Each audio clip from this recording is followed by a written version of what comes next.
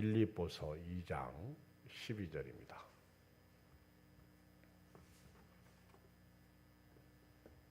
빌립보서 2장 12절을 보겠어요.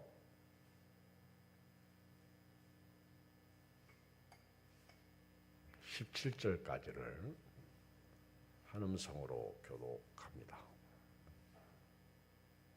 320조 빌립보서 2장 12절로 18절 시작. 그러므로 나의 사랑하는 자들아, 너희가 나 있을 때뿐 아니라 더욱 지금 나 없을 때에도 항상 복종하여 두렵고 떨림으로 너희 구원을 이루라. 너희 안에서 행하시는 이는 하나님이시니 자기의 기쁘신 뜻을 위하여 너희에게 소원을 두고 행하게 하시나니 모든 일을 원망과 시비가 없이 하라. 이는 너희가 흠이 없고 순전하여 어그러지고 거스르는 세대 가운데서 하나님의 흠없는 자녀로 세상에서 그들 가운데 빛들로 나타내며 생명의 말씀을 밝혀 나의 다름질이 헛되지 아니하고 수고도 헛되지 아니하므로 그리스도의 날에 내가 자랑할 것이 있게 하려 함이라. 만일 너희 믿음의 재물과 섬김 위에 내가 나를 전제로 드릴지라도 나는 기뻐하고 너희 무리와 함께 기뻐하리니 이와 같이 너희도 기뻐하고 나와 함께 기뻐하라. 아멘. 오늘 저녁에는 복음의 진보 이런 제목입니다. 복음은 예수님이 이 땅에 오신 것이 복음이에요. 복된 소식, 기쁜 소식, 굿뉴스, 복음입니다. 예수님 이 땅에 오신 것이 복음이죠. 인류에게 온 세상에 미칠 기쁨의 좋은 소식을 너에게 전하노라. 바로 예수님이 하나님의 아들로서 하나님으로서 하나님과 동등됨을 취할 것으로 여기지 아니하시고 이 땅에 오신 것이 복음이에요. 또 예수님께서 이 땅에서 사신 것이 복음입니다. 예수님의 생애는 자신을 위한 생애가 아니라 다른 사람을 위한 생애입니다. 예수님이 다른 사람을 위해서 사셨습니다. 예수님은 이 땅에 오셔서 하늘을 보여주셨습니다. 하나님의 나라를 보여주셨어요.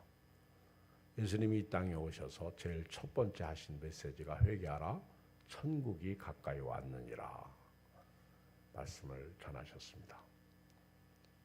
예수님이 이 땅에 오셔서 사신 생애, 이것이 복음이죠. 눌린 자를 해방시키시고 갇힌 자를 풀어주시고 병든 자를 치료해 주시고 죄와 사망에서 우리를 풀어주시기 위해서 십자가에서 죽으시고 부활하셨습니다. 예수님의 십자가와 부활이 복음이죠. 내가 죽어야 하는데 예수님 때문에 내 죄가 해결됐습니다. 그리고 예수로 말미암아 천국에 들어가는 은혜가 있습니다. 또 예수님이 죽은 자 가운데서 살아나심으로 말미암아 부활의 첫 열매가 되셨습니다. 이것이 복음입니다. 그리고 예수님이 다시 오십니다. 이것이 기쁜 소식이에요. 복된 소식, 굿뉴스입니다.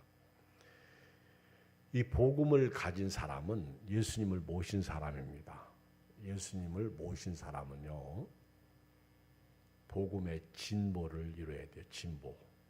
진보가 뭐예요? 앞으로 나가는 거죠. 무슨 일이 있어도 앞으로 나가는 거예요. 조금 전에 543장 불렀죠. 어려운 일을 당할수록 주만 의지하는 거예요. 아파도 주를 의지하고 없어도 주를 의지하고 힘들어도 주를 의지하고 심지어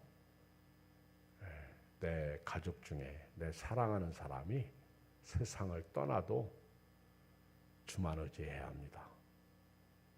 세월 지나갈수록 주만 의지해야 돼요. 늘 말씀드리지만 어제보다는 하나님 앞에 갈 날이 하루가 당겨졌습니다. 예수님이 오실 날이 하루가 당겨진 것입니다.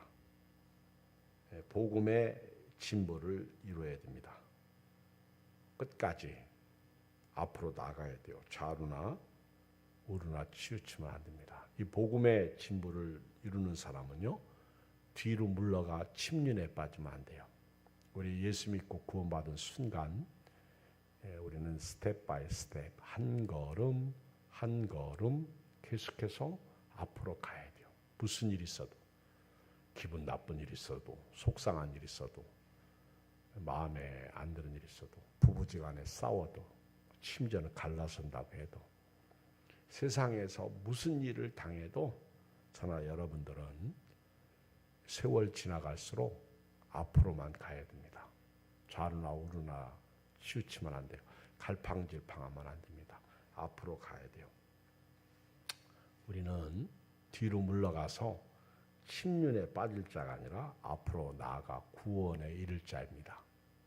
복음의 진보를 이루는데 오늘 첫 번째 드리고 싶은 말씀은 구원을 이루는 거예요. 구원. 끝까지 앞으로 가는 겁니다. 무슨 일이 있어도 한번 읽어볼까요? 12절 시작. 그러므로 나의 사랑하는 자들아, 너희가 나 있을 때뿐 아니라 더욱 지금 나 없을 때에도 항상 복종하여 두렵고 떨림으로 너희 구원을 이루라. 지금 바울은 감옥에 있습니다.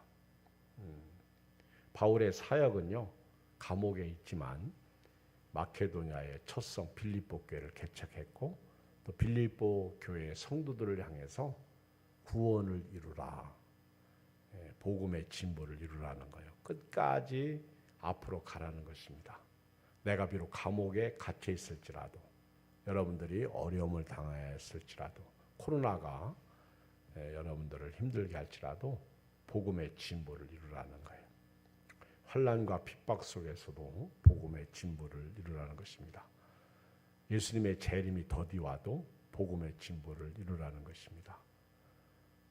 내가 여러분들에게 권하는데, 내가 있든지 없든지, 누가 보든지 안 보든지 항상 복종하여 두렵고 떨림으로 너희 구원을 이루라. 구원을. 저나 여러분들 오늘 저녁에 여기 오신 분들, 혹시 또 온라인 예배 드리는 분들은 무슨 일이 있어도 복음의 진보를 이루어야 됩니다. 그 첫째가 구원을 지키라는 거예요. 구원받은 것을 누리라는 거예요. 이 구원을 유지하라는 거예요. 구원을 성취하라는 거예요. 베드로전서 1장 9절에 보면 믿음의 결국 영혼이 구원받는 것입니다. 믿음의 결국은 영혼이 구원받는 거예요.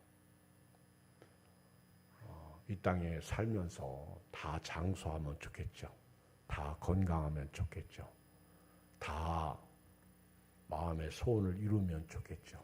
그런데 절대 그렇지 않습니다. 우리 한전사님이 요즘 싱숭생숭했습니다.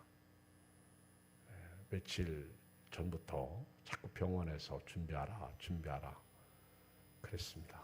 그러다가 어제도 준비하라 그랬는데 오늘 새벽 2시에 소천했는데,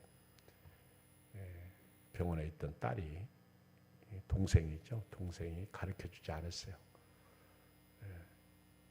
놀랄까봐 이렇게 몇 시간 지났는데 날이 밝았을 때 가족들에게 알렸다고 그럽니다. 너무너무 힘들고 어렵고 고통 가운데 있습니다. 우리 한전사님을 사랑하는 몇 자매들이 한전사님 위로해 주고 싶어서 이렇게 저와 함께 장례식장을 다녀왔는데, 우리 한전사님이 그래요. 우리 목사님 그리고 권사님, 집사님들이 와서 자기가 정말 위로가 된다, 힘이 된다, 그 얘기를 하더라고. 정말 힘이 된다, 위로가 된다. 또 우리 규원이는 자기 이모죠. 근데 저렇게 저녁에 와서 자기 사명을 감당해요. 규원이가 딱 일찍 오더라고. 제가 눈물이 나더라고. 오늘 자기에게 주어진 사명, 젊은 형제가 이렇게 방송을 위해서 와요. 내일 토요일이면 꼭 오후 2시, 3시쯤 교회 와서 주보를 작성하고 제 설교를 제가 요약해서 주면 그것을 다 컴퓨터에 입력했다가 우리 예배 시간에 말씀도 띄워주고 그럽니다. 그런데 아무래도 이모 장례식이니까 내일 못 오니까 오늘 일찍 와서 내일 것을 오늘 다 준비를 하는 거예요.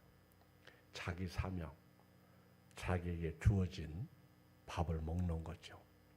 어떻게 보면 이런 것도 복음의 진보를 이루는 것입니다. 우리가 이 땅에 살면서 어렵지 않은 일이 어디 있겠습니까? 고통이 없으면 좋겠지만 고통이 없는 날이 없습니다. 아프지 않았으면 좋겠지만 아픕니다. 코로나 안 걸렸으면 좋겠지만 코로나 걸립니다. 저희 교인들도 오늘 이번 주간은 코로나 걸리는 사람 없겠지. 그런데 그렇지 않습니다. 걸립니다. 다행히 재감염 되는 분들은 없지만은 그래도 모르는 거죠. 참 세상이 어처구니 없는 거예요. 정말 내 마음대로 안 됩니다. 그렇지만 누가 보든지 안 보든지 바울이 감옥에 있든지 감옥에 없든지 돈이 있든지 없든지 속상하든지 속상하지 않든지 심지어는 코로나가 극성을 부리든지 안 부리든지 오늘 바울은 그랬어요. 내가 있을 때뿐 아니라 내가 없을 때에도 항상 복종하여 두렵고 떨림으로 너희 구원을 이루라. 왜 그렇습니까? 중간에 탈락할 수 있기 때문에 그렇습니다. 구원받은 사람이 중간에 구원을 잃을 수 있기 때문에 그렇습니다. 바울은 한 번 구원받으면 영원히 구원이다. 그렇게 생각한 것 같지는 않습니다. 만약에 한 번 구원받으면 무슨 짓을 해도 그 사람은 천국 간다 그랬다면 오늘 여기 두렵고 떨림으로 너희 구원을 이루라. 진행형이거든요. ing. 이런 말씀을 하지 않았을 거예요. 안 그러겠습니까? 만약에 한 번 받은 구원이 영원하다면 굳이 복종하여 두렵고 떨림으로 너희 구원을 이루라. 이런 말씀이 필요 없죠. 목사도 필요 없어요. 설교도 필요 없어요. 예배도 필요 없어요. 왜? 한 번 구원받으면 영원한데 그렇잖아요. 헌금 생활도 필요 없어요. 제가 여러분들에게 교회를 살려라, 교회를 세워라 이런 메시지도 필요 없는 거예요. 권면도 필요 없고 그렇지 않습니까? 믿음의 결국은 영혼이 구원받는 거예요. 그러니까 여러분들이 내가 받은 구원을 오늘도 지켜야 됩니다. 이 구원을 이루어가야 돼요. 그래서 구원은 은혜로 받지만 삶은 행위로 받는 거예요. 삶은 행위로 가는 거예요. 베드로 후서에 보면 사도 바울이 예수님이 재림하실 때 이 지구가 하늘이 뜨거운 불에 풀어지리니 너희가 어떤 사람이 되어야 마땅하냐. 거룩하게 살라는 거죠. 경건하게 살라는 것이죠. 두렵고 떨림으로 하나님의 날이 임하기를 간절히 사모하라고 그럽니다. 그러면서 바울이 우리는 새 하늘과 새 땅을 바라보는도다. 이게 구원을 이루는 거예요. 구원을 이루는 거예요. 오늘 우리 집사님도 구원을 이루는 거예요. 저 집사님은요. 안 나올 뿐인데 한전사님 없으니까 자기가 의리로 내가 오늘은 한전사님 없으니까 대신 나가야지 그러고 나온 것 같아. 할렐루야. 예. 믿음이 없으면요, 의리라도 신앙생활 해야 돼요. 시작. 믿음이 없으면 의리라도 좀 지키자. 그렇잖아요. 예. 주일날 우리 한 전사님 여동생 장례를 치릅니다. 그럴 수밖에 없죠. 제가 한 전사님한테 자유롭게 하라고 그랬습니다. 근데 기원이가 주일날 또 방송일 하잖아요. 그래서 내가 기원이한테 물어봤어. 기원아, 너 이번 주일날 너는 오냐? 그랬더니 와야죠. 그러더라고. 아우, 제가 내 눈물을 쑥 빼요. 그렇잖아. 젊은 애인데. 그렇잖아요, 여러분. 한번 생각해 보세요. 우리는 기원 형제 같은 분들을 알아줘야 돼요. 아멘. 참 그렇죠.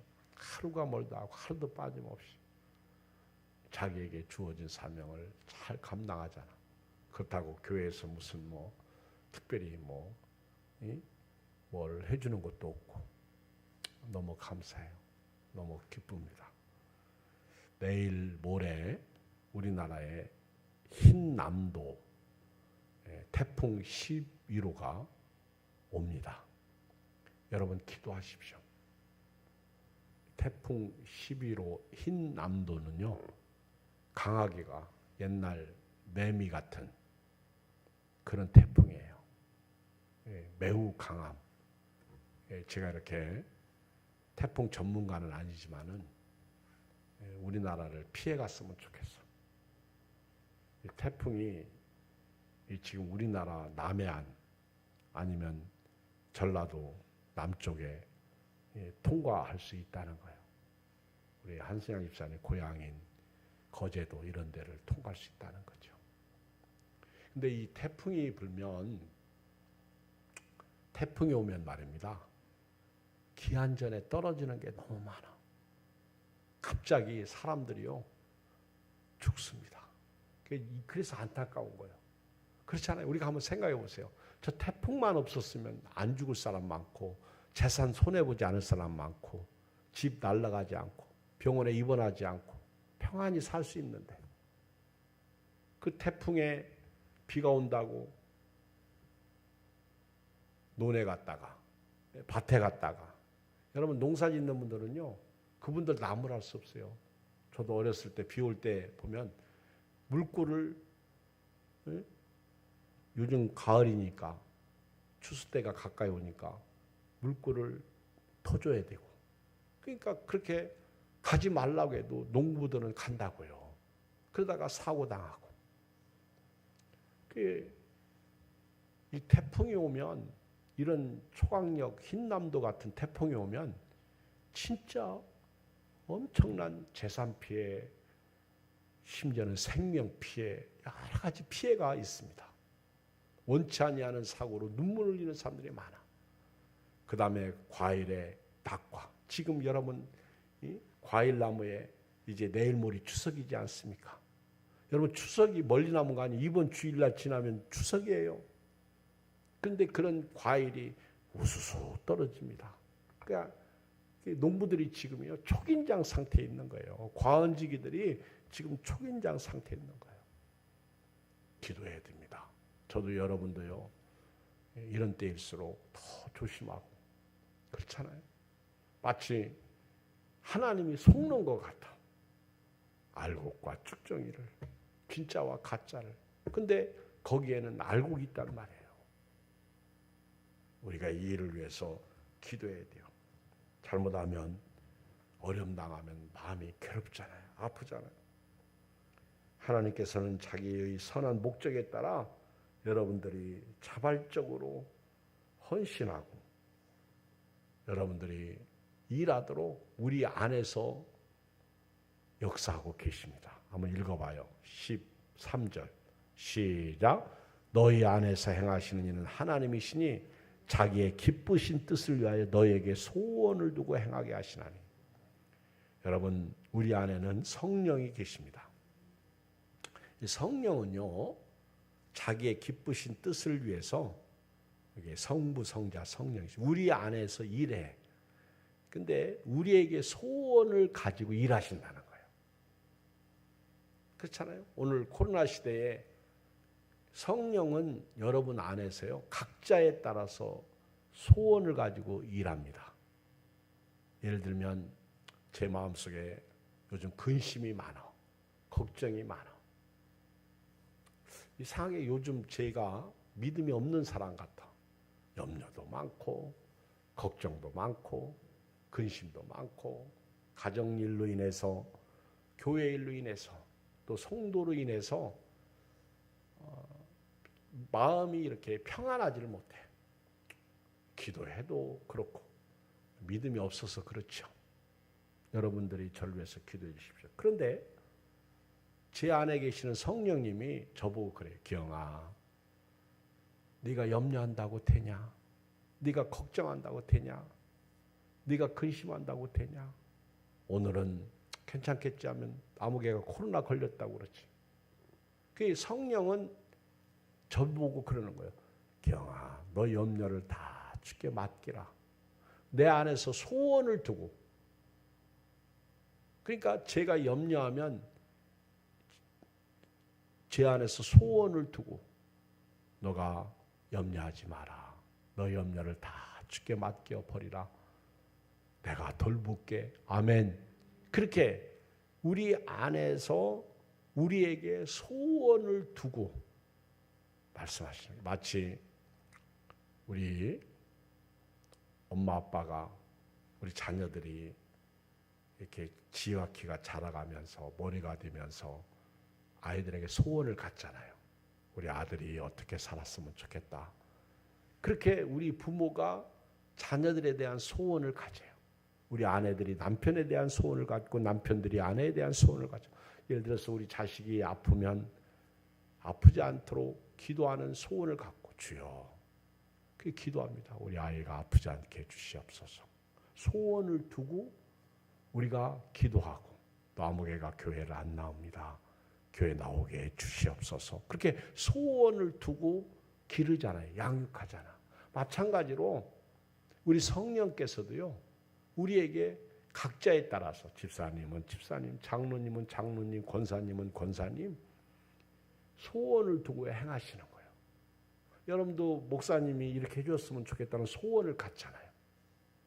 저도 우리 교인들에게 이 어려운 시대에 예배 좀 잘 드렸으면 좋겠고 어렵고 힘들어도 11조 생활, 감사 생활 잘했으면 좋겠고 그리고 예배 생활도 잘했으면 좋겠고 기도 생활 잘했으면 좋겠고 그렇게 성령이 소원을 두고 우리 안에서 행하신다는 거예요. 이것이 구원을 이루는 거예요.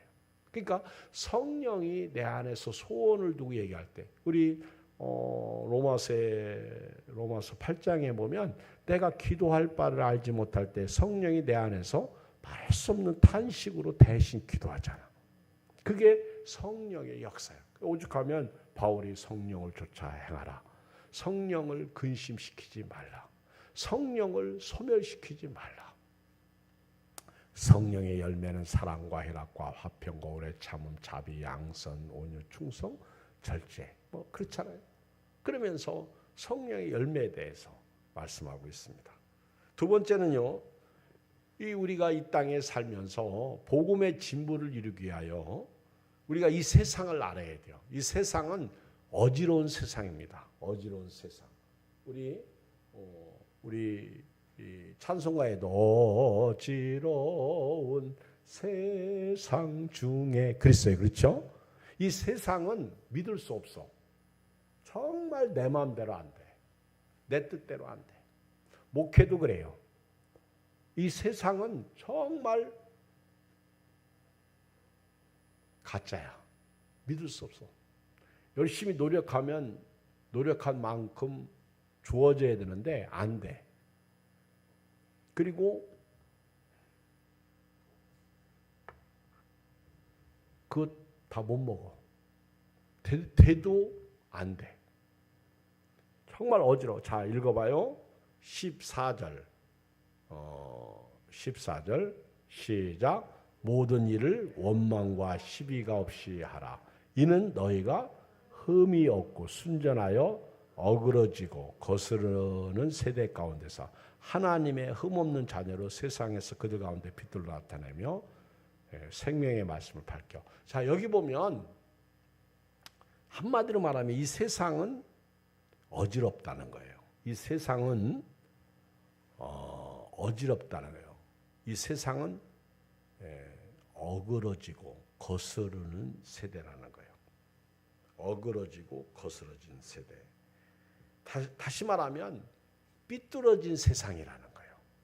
잘못된 세상이라는 거예요. 이런 세상에서 저와 여러분들이 어떻게 살아야 되느냐? 이것이 이제 복음의 진보를 이루는 것인데요. 여기 보면 전제가 이 세상은 어그러지고 거스르는 세대,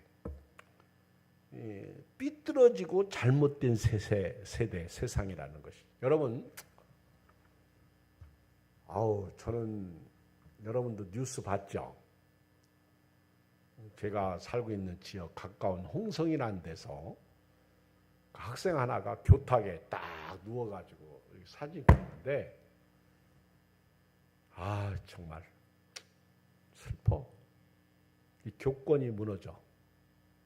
그리고 학생들이 싸웁니다. 싸울 때 선생님이 팔을 잡았다. 그러면 그것도 안 돼.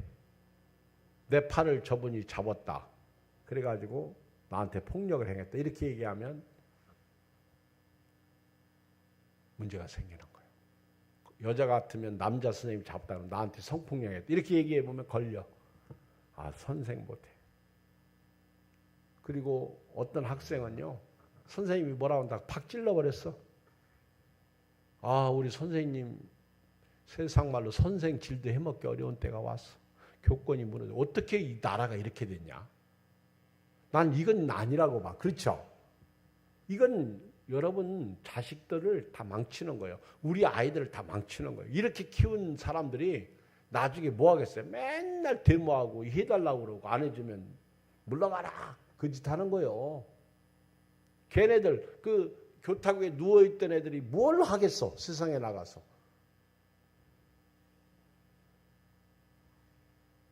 정말 살기 힘들어요. 노주 있는 데 가보세요. 우리 박재건 목사님 교회 짓는 데도 가보면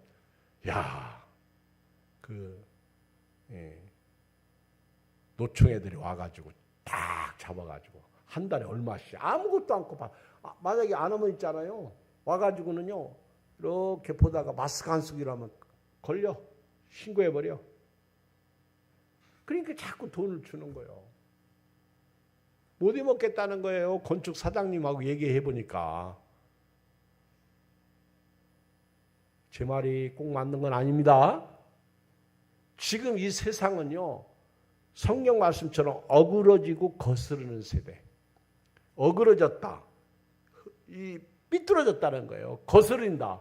자꾸 대적하는 거예요. 요즘은요. 부모도 문제고 자식도 문제예요. 진짜 무서운 세상을 살고 있어.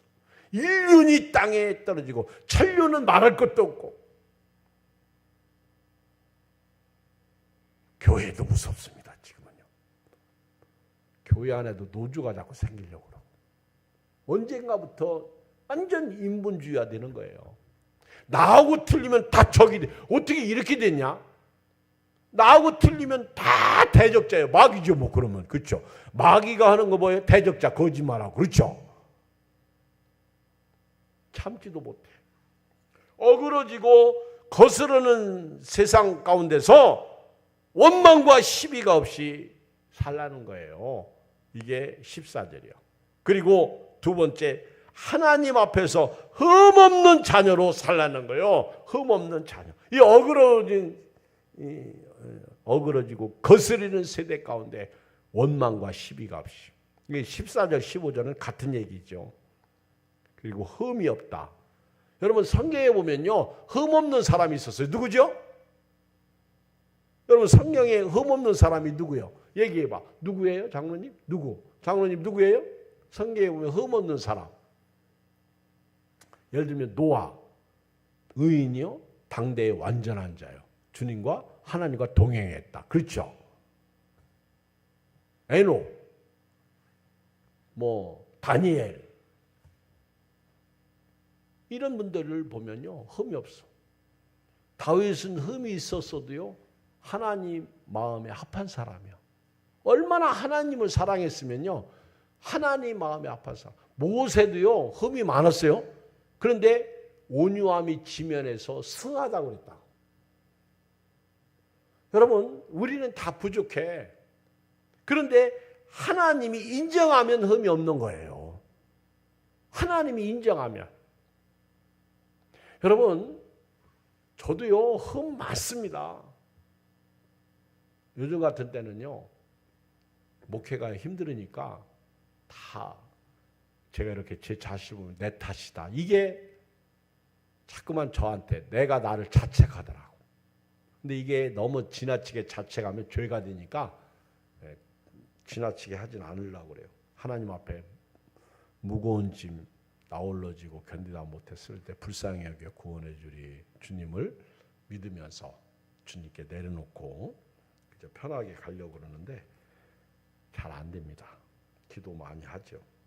이런 세상 가운데서 어그러지고 거스르는 세대, 삐뚤어지고 잘못된 이런 세상 가운데서 깨끗하고 순전하게 살아가라 하는 것이 하나님의 말씀이에요. 그리고 16절을 보면 시작 생명의 말씀을 밝혀 나의 다름질이 헛되지 아니하고.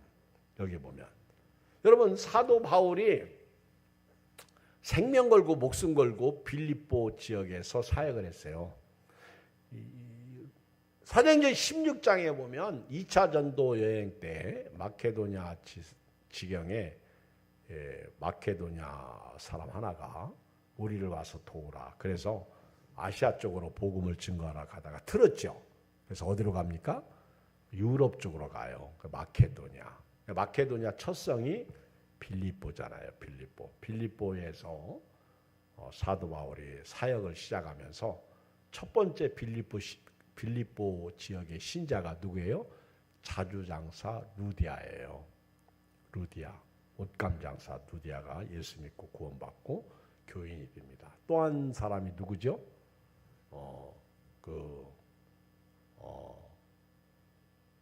귀신 들린 여자, 어린 여종, 그 여자가 자꾸만 바울과 신라를 쫓아와서 자꾸만 조롱하니까 귀신을 내쫓았어요.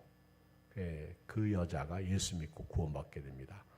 그 전도 때문에 졸지에 빌립보 감옥에 들어가잖아요. 바울과 신라가 빌립보 감옥에서 그들이 찬송하고 기도합니다. 그때 옥문이 열리잖아. 그 옥문이 열리고 이제 죄수들이 다 착고가 풀어집니다. 근데 그때 간수가 다 보니까 나는 죽었다. 이 사람들이 다 도망갔다. 그렇게 생각하고 칼을 뽑아서 자결하려고 그래요. 그때 바울이 소리치죠. 우리가 다 여기 있다. 네 몸을 해하지 말라. 그때 그 간수가 선생들아 우리가 어떻게 하여야 구원 얻으리까? 주 예수를 믿어라. 그리하면 너와 내 집이 구원 얻으리라. 그 유명한 말씀이 거기서 탄생하는 거예요. 빌립보 교회가 그렇게 그래서 루디아 그 다음에 귀신 들린 여자가 치료받은 거 그리고 빌립보 감옥의 간수 이들이 예수 믿고 교회를 세우게 된 거죠. 그러니까 이 빌립보 감옥에 빌립보에 사역을 할 때 바울이 생명 걸고 목숨 걸고 사역했다는 거예요. 이것이 이제 16절에 이렇게 고백하는 거예요. 생명의 말씀을 밝혀 나의 다름질이 헛되지 아니하고. 내가 여러분들을 위해서 그렇게 죽을 고비를 넘기며 그렇게 매를 맞고 고통 가운데 감옥 가운데 들어가서 복음을 증거했는데 내가 이 어그러지고 거스리는 세대 가운데서 여러분들이 잘못 살고 복음의 진보를 이루지 아니하면 내 사역이 헛되지 않느냐. 그게 여러분들이 원망과 시비가 없이 교회 생활하라는 거예요. 교회 안에 원망과 시비가 많아. 나는 진짜 기도 제목입니다. 지금 전도하기도 어려운데 그렇잖아요. 서로 너 잘나니 나 잘나니 싸우면 교회가 깨져. 여러분 가정도요. 싸우면 깨져. 싸우는 원인이 욕심이잖아. 내 마음대로 안 되니까 자꾸 고치려고. 고쳐집니까? 절대 고치지 못합니다. 나도 안 고쳐지는데 어떻게 내 자식을, 내 마누라를, 내 남편을 고칩니까? 그냥 용납하고 살아. 예수님은 죽으셨어. 안 고쳤어. 이런 때 코로나19 시대 원망과 시비가 없이, 남의 탓 돌리지 말고 내 탓이다. 원망과 시비가 없이 흠이 없고 순전하게 흠 없는 자녀로 세상에 빛들로 나타나는 거예요. 그리고 생명의 말씀을 밝혀 내가 그동안 사역한 것이 헛되지 않도록 해달라는 거예요. 저도요, 우리 애양교회가 33년째 사역을 하잖아요. 그런데 이 사역이 헛될까 봐 두려운 거예요. 성령으로 시작해서 육체로 마칠까 봐 두려운 거예요. 내가 이렇게 사역을 했는데 이 정도밖에 안 되나. 자책이 오는 거예요. 그렇게 열심히 복음을 전하고 설교를 했는데 이 정도밖에 안 되나.